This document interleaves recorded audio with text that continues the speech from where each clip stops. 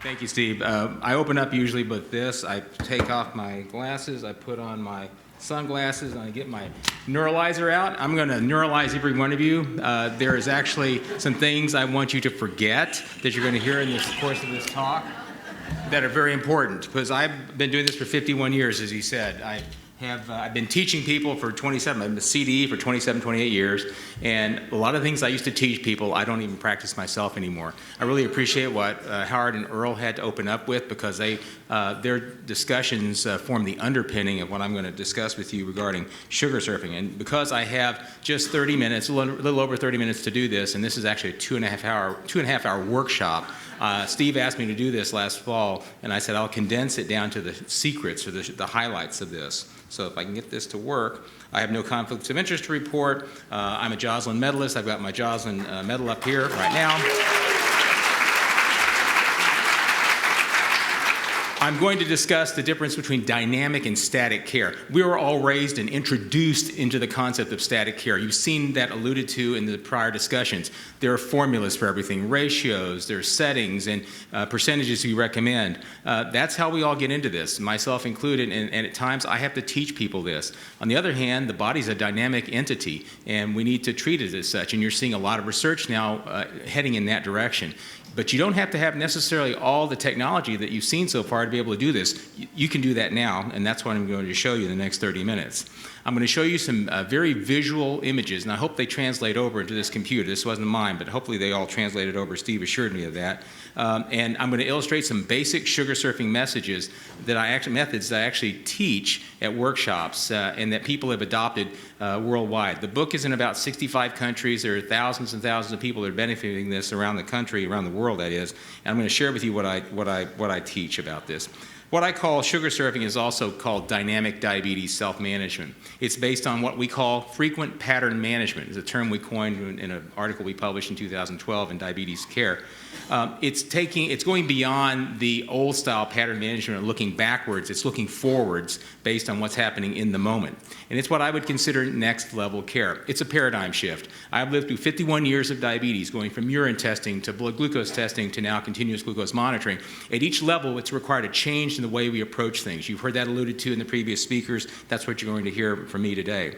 This is an image. If you like to just see what is sugar surfing, I'm going to show you a picture of it, and I'll break this down a little bit. It's based on glances. Everyone in this room probably drives an automobile. You glance out the dashboard. You glance into the rearview mirror. You glance at your side mirrors. You're constantly situationally aware of what's going on, and it doesn't slow you down whatsoever. You may go 90 miles to get here sometimes. The point is, you can do this already. You just have to reformat, repurpose this ability towards diabetes.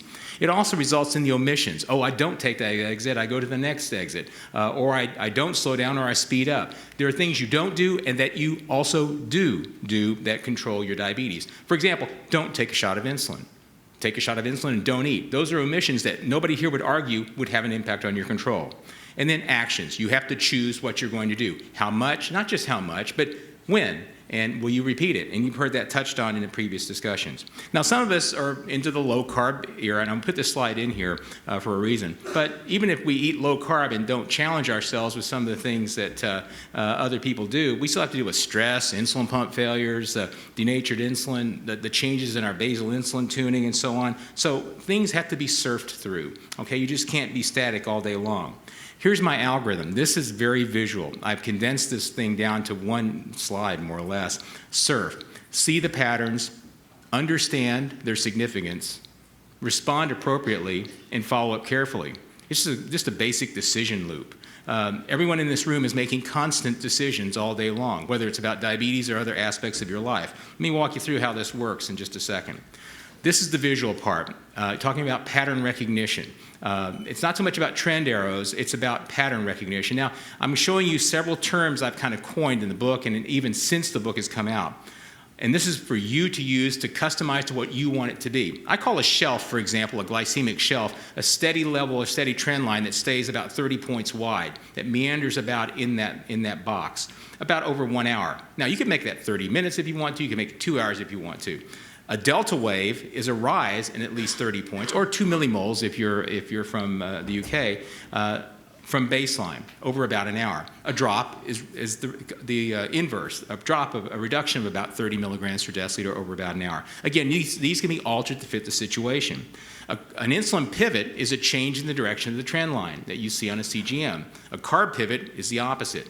Now, I put exercise and stress there, but there are people in this room that will quote to me, oh, stress makes my blood sugar, go down.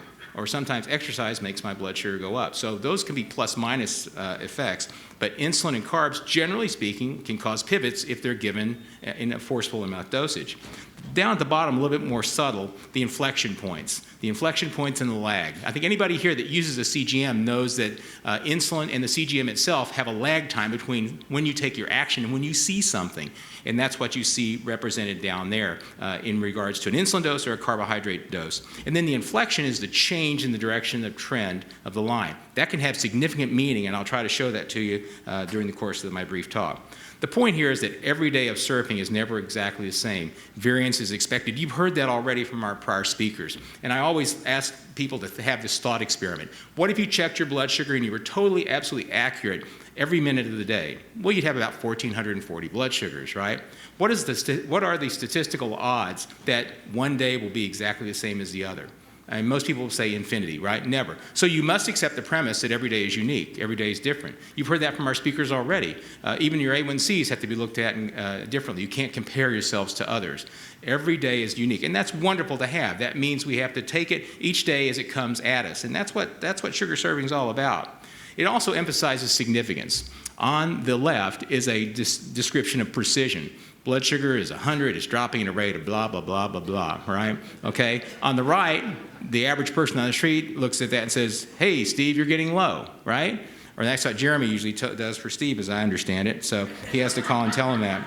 So it's about significance. But significance is in the eye of the beholder, isn't it? So when I ask people to learn about how to determine significance, I ask them to take care. And that's an acronym, as you can tell, just like SURF is. It's current. What are you doing right now? Well, I'm standing in front of you talking to about 400 or 500 people about sugar surfing. What am I about to do? Well, right after this, I have to go to the airport, I have to get back. I have to onboard a bunch of new residents tomorrow morning. What have I just done? I had breakfast over with all of you. I had bacon and eggs. I didn't have a lot of carbs. I took a couple units of insulin for that. My experience, I've given lots of talks before, okay? That's all I need to know because I'm managing this moment right now. And so significance is in the moment. Let me show you that. Now, the significance in these three diagrams, I'm just giving three different examples. If your blood sugar is going up from 70 to 100, the significance of that is, hallelujah, I'm treating a low blood sugar. I'm getting it back up. If I'm going from 90 to 120, that may still be okay because I'm going to go outside and work in the garden for a while. I'm going to take a power walk around the bay here. If I'm going from 190 to 220, or even a similar pattern from 250 to 280, that may mean pulling out the old insulin pen here and taking a shot to bring that down, to pivot it down. So significance with the exact same shape is in the moment. The thing about that is that's a very personal thing. It's hard to teach a machine somebody else's significance. That's something for you to do. Significance, whether you're trending on a shelf, the same thing. If I'm going between 190 and 220, that may be okay. And under some circumstances, I can't imagine what they would be. It may tell me I need to drop that. I need to take a drop dose, as I'll show you in a second. If I'm between 90 and 120, hallelujah, I'm exactly where I might want to be. If I'm between 70 and 100, that might be okay as well. Some of you might take issue with that and think that's a bit too low for you, but that's your choice, right? Act or not to act. Now, likewise, when you're taking a drop, same thing in reverse. If you're dropping from 220 to 190, great. Let's see where that goes. Let's keep an eye on that. The action there would be just simply to watch. It would be to do nothing but watch. 120 to 90 might be the same thing. Just keep an eye on it. Or no, I'm about to go out and play a soccer game. I better carb up for that one, right? If you're going from 100 to 70, well, get the carbs out, get your glucose tabs or whatever your favorite fast-acting carb source is. So you have to make those decisions. Now, here it's all put together. And I highlighted with the color codes here. You can see the green off to the side. That's a glycemic shelf, and that was something that occurred during the evening. And you can see that delta wave. Actually, that's more to Howard's point. That could easily have been a piece of steak that I had. And in fact, I thought he actually pulled some of my slides for some of his illustrations. But there's a delta wave. You can see it plain as the nose on your face. You can see that at 5:06 a.m., 4 units were taken. This was in the morning when I wake up, and that created a pivot, right? There's There's a lag time before that pivot occurred, as you can see. And that blue arrow that shows the shape change is the pivot itself. Then there's a drop over the next hour or two. Then there's another pivot around the bottom, but that's actually something more significant. That's actually the time at which the insulin dose I took pretty much had run its course. So what I was seeing is from the time I took the 4 units to where that second blue arrow occurred was my effective duration of insulin time. So it's teaching me something about my diabetes right there. So this is just a practical application shown in imagery about how sugar surfing works. And you can see all the basic elements here: the shelf, the delta, the drop, the lags, and the pivots. They're on everybody's diagrams. Significance is subjective, as I said. Going up from where I went here around 60-ish up to 134 may be fine. Actually peaked and came on back down, so no action was necessary, even though that was a significant delta wave and a small drop on the other side that required no action whatsoever. So sugar surfing really exists at the intersection of static and dynamic thinking. Everyone in this room has probably been taught static theory, and many of us that do this for a living have to still teach it to people, as much as I hate to say that, but we have to start somewhere. I do have patients where I've taught dynamic theory from the beginning. It's very interesting to see how they work. They look at the world a lot differently than they do if you're just asking them to look at spreadsheets and patterns on readouts. Kids can do this. I have kids all around the world. This is just a boy in Wisconsin. The family shares this with me. They do a lot of pivoting. He's actively involved. He's 10 years old. They're very proud of him. But I get images like this from people around the world who have read the book and have attended workshops. Very happy with the work results they're getting. So to summarize this part of the talk, sugar surfing is dynamic diabetes self-management. It's management in the moment. It's a process. It's not a formula. It's not a prescription. I really appreciate how the speakers have really tried to deconstruct the boilerplate approach to care that we've been using with diabetes.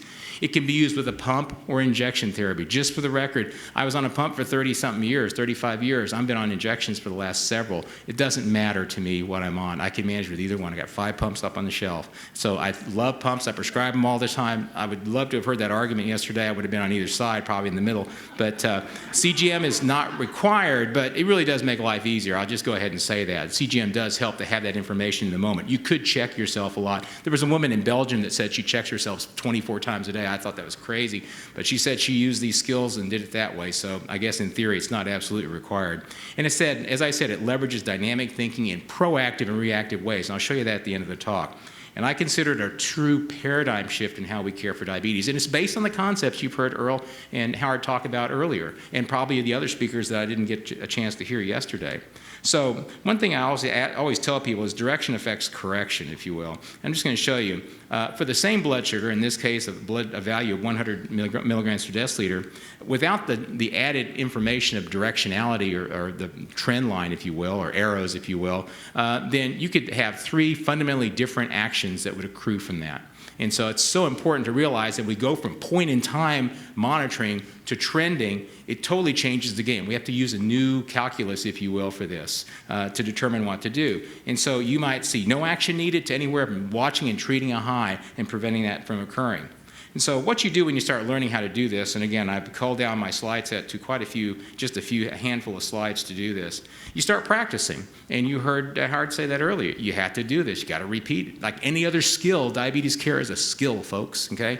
I played tennis all my life, and I didn't get good by just hitting 2 or 3 balls. I had to do a lot of practicing for this, and this is the same thing, but you have to practice safely. And in this, I'm just giving you an example. Practice your deflections, practice your pivots at higher altitudes, if you will. Get good at doing that and finding out what the doses are. So use your standard formulas if you wish, and just figure out what it takes to deflect these. And as you learn this, start practicing by giving more to learn how much adding 10, 20, 30%. You heard Howard allude to that with one of his equations earlier. And then once you get really good at it, you start changing your targets. Now, I'm dosing insulin at 100, which I would never have done before. I started out at doing it at 180, then started moving it down to 160, and started pivoting at those higher altitudes until I finally got down to where I'd pivot at 100 to 120, depending on the circumstances, okay? Anybody here, a gymnast, knows that when you are practicing on the balance beam, you're on floor exercises for years before your girl goes up 4 feet on the ground on a 4-inch wide beam and hurts herself. So you have to practice, and that's the same principle here. You have to practice this at higher altitudes to learn these moves and then translate them into lower thresholds, okay? Here's an example of a pivot, classic pivot. You can see off to the left a shelf and then a slow rise. And again, this could have been a steak that I had at Howard's house.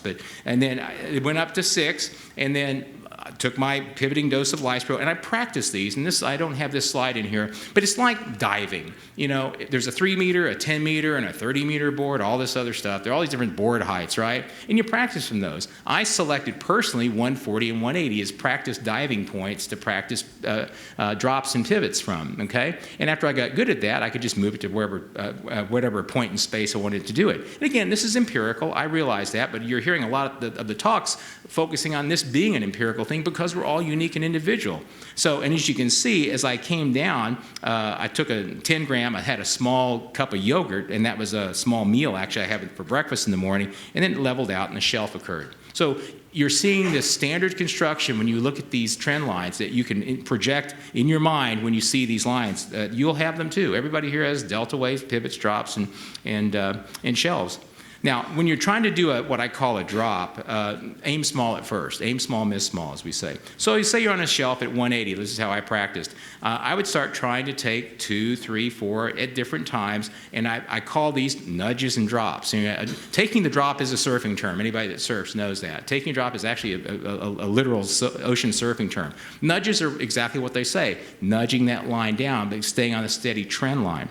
And it usually takes about 2 hours for that to happen. We all know that. That's what we're taught is pretty much consistent, but some people it takes 3 hours to do this. Sometimes it may happen in an hour and a half, but you watch to see when that trend line inflects back and levels out, okay? And you always practice your microdosing at higher doses, dosing starting points at first, at higher shelves, if you will. And as your confidence grows, as I said before, I'll be nudging at this morning I took a nudge dose at 120 of 2 units, and I'm back now to 95. So this is the kind of touch you can get with this as long as you keep an eye on the trend line. Now, this is a classic example of taking the drop, as I said, and I'll go back to this in a slide down the road, but I just want to show you this basic instruction. Shelf to shelf with a drop. There's a lag time. You can see the 35-minute in the purple there. There's the pivot, and you can see 90 minutes is the rough duration of action of that particular dose of 6 units at a blood sugar of 200 to drop down to a 132, okay? It's like an airplane dropping from 30,000 feet to 20,000 feet. It takes time. Now, if you take this to an extreme, you can start mini-pivoting, not just, small little nudges, if you want to call them that, but 3 units at 126. Again, I would never have done this back before I had a CGM, but this is how you do it now. And it takes about 2 hours, and you can see as that 3 hours, 3 units started to taper off about 2 hours later in that bracket. The shelf took over. Basically, the basal insulin took over by handing off from the rapid-acting correction dose. Now, microcarbing. Let's go the other direction. Start practicing with higher doses at first. Use your standard rule of 15 if you want to. See how far that jacks you up, right? So, and that's what I did. And then I said, geez, that takes me up way farther than I need to go. So I started backing off. Of course, I do it in units of 4 because glucose tabs are in 4-gram increments. So you can see now, in fact, I took a nudge dose where I came up here. I was starting to trend down a little bit, took it, and went about 5 to 10 points up. And I calibrate that. I've done it so many times. It's like trying to hit a tennis ball down the line or cross court. You just know what it takes to do this. It is empirical, but you're hearing today, that's what we have to become. We have to become rather empirical with our tools. And so practice, practice, practice. Now, here's an example, just a real-world example when I use this microcarbing or nudge approach. 4 grams at a trending shelf of 80. It took me about, you can see about, 30 points, okay? That's significant for 4 grams of glucose, okay? Now, you may say, well, that won't last a long time. Maybe it didn't, but I managed that moment pretty well. And that would get me maybe to a snack, or get me to a meal or whatever. Notice there's a lag time down there, not to panic. You got to be patient and wait for this to happen. But again, at an 80 in the past, I would have taken something like in the order of 15 grams, and it would have gone up to probably 195 or something. So waiting for the bend. This is another secret of sugar surfing. Waiting for the bend is very important. That means waiting for a visual action, visual evidence of action of your insulin. And it may take time depending on the direction of flow of the blood sugar. As you can see at the top example, if you're going upward, that insulin dose may take 15, 20, 30, 40, 50 minutes. It's taken an hour before for me sometimes. On the middle example, you may be trending straight on a shelf, and you may need to wait the standard 15 or 20 minutes where we see the inflection point, the bend, as I call it, and that tells me the insulin's working and I can throw my food at it, unless it's pizza.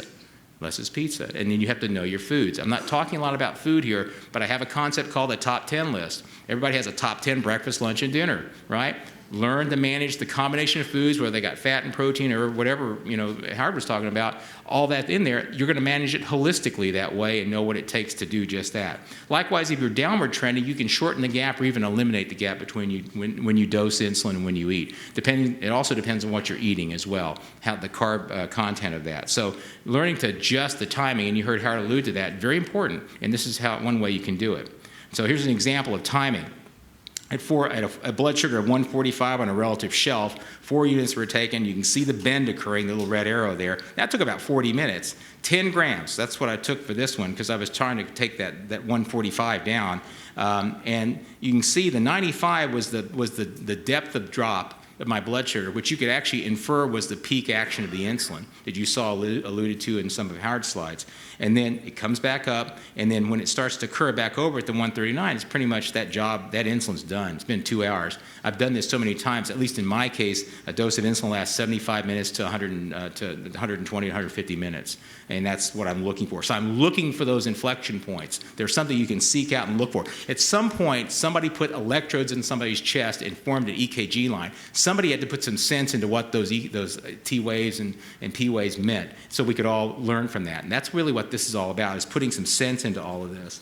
When I wake up in the morning, as I did today, I posted this out there for you guys to see. If you went to the Facebook page, I put this out there this morning. First thing I do is look back. I want to see where I was overnight. This was not last night. It was the night before last or whatever. This looks like last night to me. But I look back to see where I was because it gives me information about what the day's going to be like. It tells me how my sugar surfing went for the overnight when I went to sleep. And what I'm aiming for is a relatively stable line. And I take an injected dose of insulin. I don't have any pump. I'm using this with an injection, just so you know. But I do that every morning. Now, does this person require basal insulin change? Now, a lot of people might nod their heads, say, yeah, they need a different basal rate. And I say, the point of the basal insulin is this. It's meant to keep you steady. It's not meant to be dropping you. Now, some people will use it as a tool to leverage blood sugars down. But in its base state, a basal rate is just meant to maintain stability. How many alignments do you have on your car? No, just one. It just goes one direction. I steer it. So the purpose of the basal rate is to keep things steady. In this case, this basal is set properly. I need to take a drop dose or get something to bring it down, at which point it will remain there. As you can see here, that's the point of this slide. This was running at 200, so I took a drop dose, and the basal was fine. You can see after that, the injected basal was fine, working just great. And this speaks to one thing that Steve has probably said. I've been at many of his talks before, and he's very much a proponent of minimizing the number of basal settings you have on a pump or minimizing your basal rates, and I certainly agree with that. And this is the value of that. You can see in the red the bolus insulin effect, that's a duration of action, and the basal insulin effect, which is running in the background. You can see at this pivot, I didn't highlight it, but at that arrow shows the inflection, and the basal is taking over from the bolus right there. Okay? So it's imperative that sugar servers learn how to set their basals as low as they can go. It sounds like a limbo, low as you can go, right? To minimize any excessive basal insulin. We run basal heavy in the Western world. That's been well described. It's maybe already been talked about. We run too much basal insulin. It's been generally shown. But whatever it takes for you, and as Howard and Earl said, everybody has different everything. So some people's basals may be 3 times mine, but that's very important to remember. You have to set your own unique targets. Calibration tips. I've called down a whole section into this. Make sure you calibrate these devices on a steady trend line. Hopefully when you're in your preferred target range. They'll take numbers at 400 and they'll take them at 45, but don't expect them to be accurate at 95 if you do that. The first 24 hours is usually variable in these devices. An extra calibration on day 1 may be okay. Calibrating on the bend is a nice little trick we use. Is if you can take a bend dose, and as soon as it starts to turn the corner, nail it there with a blood sugar and see if you get you figure out what that is when you make that corner, if you will. Recalibrate after large swings. If you're going back and forth on a roller coaster, when you get back in range on a steady trend line, recalibrate it. I don't care how many times you've done it, but if that happens to you, do another calibration. It is possible to overdo it. You can't put way too much information in these machines. They'll start giving you question marks. And please, I find this interesting. People don't put their blood sugars in as soon as they get the data. They'll wait 15 or 20 minutes. I know people that do that. That's kind of crazy because you're going to get out of sync with that. Now, this is how you do some sequential learning. I think I'm going to be coming up in the end of my talk here, but say this is your favorite meal number 4, okay? I took X amount of insulin. Well, I show this example as several different experiments. The first time I did it, it didn't work. So I changed the second attempt. and I changed the third attempt. I'm going to show you the practical example next. This is in the book. The breakfast cereal challenge. I liked how I think the illustration was Cheerios. I was doing Honey Nut Cheerios with this one, and so I was on a pump. I was on my Deltec pump, which still works. It's like 13 years old, still works great. So it's like driving an antique car, right? So I took my 7 units of Apidra, that was whatever insulin I had on the shelf at the time, and then which is rapid acting. I measured out the carbs, 56 grams of carbs. I waited for the bend. That's when I ate, and then of course I had this rise, like what you saw described in one of Howard's slides. And so I preempted, that's a term I use in the book, I preempted that rise of the 5-unit Apidra dose, and then I just shelved out. You can see I just had a shelf there. So it took a 5-unit drop, okay? Now here's the point, and this is why ratios fail. The same dose of insulin was taken at pretty much the same altitude. So in the world of ratios, this would fail you because you would take 2 different doses. I get 2 different results at the same level for the same amount of insulin. It's crazy. And so, but at 5 units at 10:03, I was able to take the drop. So now 7 plus 5 plus 5. Day 2, same thing. Wait for the bend. Now I've combined the 7 and the 5 is 12. This is a pump now.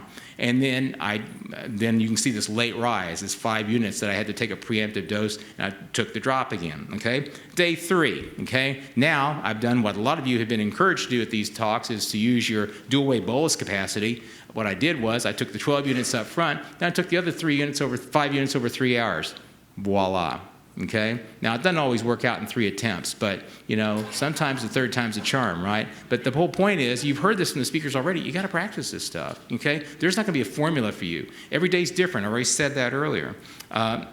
Here's another example of another steak example. And just to show you a few things, you can see that I take several dosages throughout time just to address this limited duration of action of my insulin. The insulin effect, as you see here, see the arrow on the little gray arrow there, that inflection point is representing the reduction or the diminution, if you will, of the insulin I took earlier for the steak and bread. And I took another dose as it was rising on that delta wave, which then turned into a shelf, and then later on I took a drop dose, and then you can see the insulin effect lasted about 2 hours. So I've learned to manipulate the duration of insulin action, be able to see it actually, and use it to my benefit to overlap these insulin doses in what I call I chains.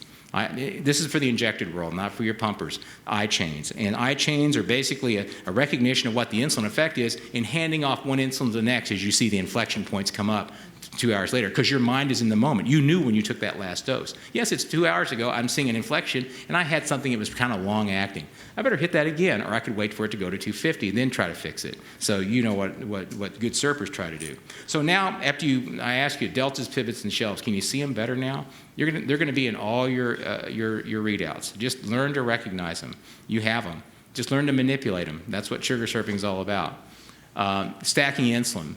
Okay, you might say, Ponder, you're stacking insulin. Oh, yes. No, I'm not, okay? But stacking insulin is wrong. And if you mean by stacking insulin that you're unaware that you stack, which I agree, or you don't follow up in your actions, or you have a lack of interest, data, or access to blood sugar checking equipments or any technology, yes, that is unsafe, okay? That's dosing multiple doses of rapid-acting insulin. It's overly aggressive and irresponsible. On the other hand, if you I-chain, you're proactively overlapping, you're stitching insulin doses together. You're always following up with these actions with glances to your CGM to shape the blood sugar results. And a well-calibrated device makes it practical to do these chain-dependent events. Okay, these are empowered and engaged patients, many of whom are in this room. This is a safe way to apply insulin, in my opinion. Now, to the point of these there's a burger and onion rings, and just to show you, I show highlighted in the background the green bumps are basically the insulin effects of these doses I took. The red is meant to represent what I surmised and what I think Howard validated was the effect of my onion rings and my burger, my big hamburger that I ate in Texas. And so you can see for about 94 grams of carbohydrates, I wound up taking 8 plus 5 plus 4 plus 4 over an extended period of time. Now, had I been on an insulin pump, that would have been a dual wave bolus administration. But when you're doing it with I-chaining, you have to overlap these dosages, and you can see the delta waves representing when those previous insulin doses were tapering off, okay? Now, you think, man, that's kind of complicated. It seems that way, but once you practice it, it gets pretty easy. Driving a car was complicated when you first got behind the wheel. Now you do it without much thinking. Now, I was in a Scottish Orcadian wedding party about a month ago, and they eat all night long. They dance and eat all night long, just like last night you guys did, right? And so, so you can see what I had to do to overlap these dosages as I was eating more and more food. Yet I was just constantly watching the trend line and staying in control because I watch, because I look at the trend line. That's very important. Glancing is so important, as is any good surfer. So let me wrap up with a review. Don't forget the core principles of sugar surfing. See the patterns, understand their significance, respond appropriately, which means do something or do nothing. Follow up carefully. Remember the trend line anatomy. This is going to be on every one of your trend lines. You're going to see them. You have them now. You've had them in the past. You'll have them in the future. Just learn to recognize them. Call them whatever you want. Define them any way you want to, but just recognize they are significant and you can interpret things from them. Don't forget how to determine significance. What you're doing now, what you're anticipating you're going to do in the next hour or two or three, what you've just done, what's in your rearview mirror, and then your experience in this path. Okay? It's very, very empowering. The conceptual framework for sugar surfing is based on the fact that control exists in the moment. That my control is the result of the last few decisions I made, maybe over the last hour or two, my basal insulin I took last night. That's it. Which means control is not any further away than the next few decisions either. It's not a bucket of control I have in my office I dispense into my patient's container they can live off of for 3 months. It's the sum of their choices, right? And that's how it works. There are reactive and proactive choices. Half of your control in an ideal world are the things you plan for. The other half is what you have to react to, okay? Now, as I work with children, sometimes we have to just spend more of our time reacting. But even an empowered adult can plan, but strange things can happen. Your food may not be delivered from the kitchen on time. There are all sorts of things you have to be able to adjust for. So control exists in the moment. Don't forget, glances drive this. You have to know what's going on. You have to look out your dashboard. You have to look in your rearview mirrors to know which direction your car is traveling at 70 miles an hour, and you have to make decisions. And again, all of you know how to do this. I know you each do. You just have to unlock that ability. So here's some top tips as I'll wrap up. And I got this over in Cocoa Beach, this image. I put it in the book. You can't stop the waves, but you can learn to surf. Nail down your basal requirements. I didn't focus a lot on this, but minimizing your basal to just what you need to keep things steady in the absence of any food or stress. Fewer basal rates work better than more, to Steve's point. Calibrate your CGM carefully, as I said earlier. Glance often. Now I put 40 to 50 times. Sometimes I look 10 to 15 times. Just look at it. Finesse works better than brute force. Self-experiment to understand how your body works. Again, to Earl's point, stop comparing yourself to others. Please, please don't. I see it online all the time. I see it in my clinic, people comparing their A1Cs to the last A1Cs. And there's no shame, and I repeat, no shame in hard work. I want to say that I brought 2 books. I traditionally give out books, and I gave them to Michelle. And Michelle told me it was okay to say this. There will be some people getting some bags, I think, here, and I gave them to give to the person that's had diabetes for the briefest period of time, and for somebody who's had it for the longest period of time. You'll get that later on in the event here. I also want to say that there's a standing free offer with me and my co-author, Kevin McMahon, to give a free ebook to anybody that wants it who's been diagnosed within 90 days. So if you know somebody who's had type 1 diabetes, any of any age, within 90 days, go to sugarsurfing.com. You can apply for the free book. There's a place to do it there. It's an ebook, okay, ebook. Okay, and so this is where you go to if you want information. I'm constantly putting out new material on this. Well, after the book came out on the sugarsurfing.com website, we have a Facebook page of the same name. I can't believe it, but I finished on time.